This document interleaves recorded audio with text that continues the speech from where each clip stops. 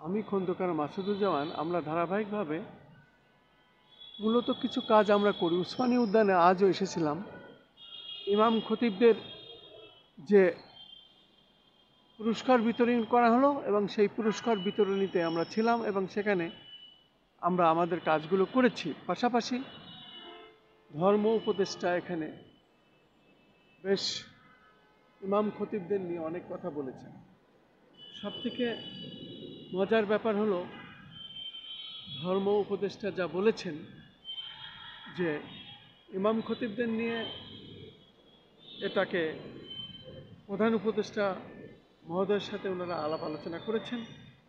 আরও বড় পরিসরে এই কাজটি করা যায় কিভাবে, তাদের সম্মানী বৃদ্ধি করা যায় কিভাবে, এইসব বিষয়ে উনি কথা বলেছেন।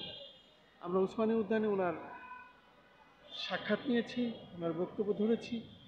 পাশাপাশি এখানে সচিব মহোদয় এসেছিলেন, তার সাথেও আমরা কথা হয়েছে এবং উনি বেশ কিছু দিক নির্দেশনা দিয়েছেন। আমরা সাংবাদিকরা যারা এখন উপস্থিত হয়েছিলাম তারা মোটামুটি প্রত্যেকেই প্লিজড এবং আমাদের প্রশ্নের জবাব উনি স্বতঃস্ফূর্তভাবে সমস্ত সাংবাদিকদের সামনেই উনি দিয়েছেন এবং কিভাবে এটিকে আরও চাঙ্গা করা যায়, বৃদ্ধি করা যায় সে ব্যাপারে উনি কথা বলেছেন।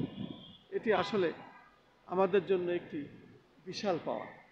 আসলে জুলাই আগস্টে যারা আমরা এই আন্দোলন সংগ্রামে ছিলাম, যারা আহত হয়েছিলাম, আমাদের পেশাগত দায়িত্ব পালন করার মধ্যে, তার মধ্যে আমি সাংবাদিক হিসাবে আমার পেশাগত দায়িত্ব পালনের জন্য আমিও আমার শারীরিকভাবে আহত হয়েছিলাম, অসুস্থ হয়েছিলাম।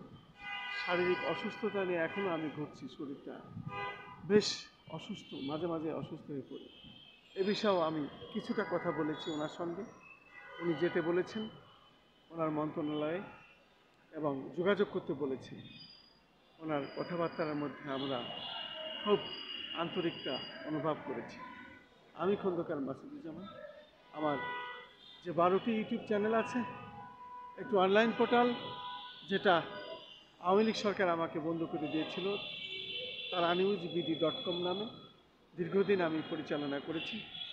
এখন আমি পেরে উঠছি না, তবে এসব বিষয়েও আমার দাবি আছে, এগুলো যাতে আমি আবার চালু করতে পারি। এ বিষয়ে সকলের সংশ্লিষ্ট সকলের সঙ্গে আমার টুকটাক কথাবার্তা হচ্ছে। আমি সকলের সহযোগিতা চাই। আসসালামু আলাইকুম।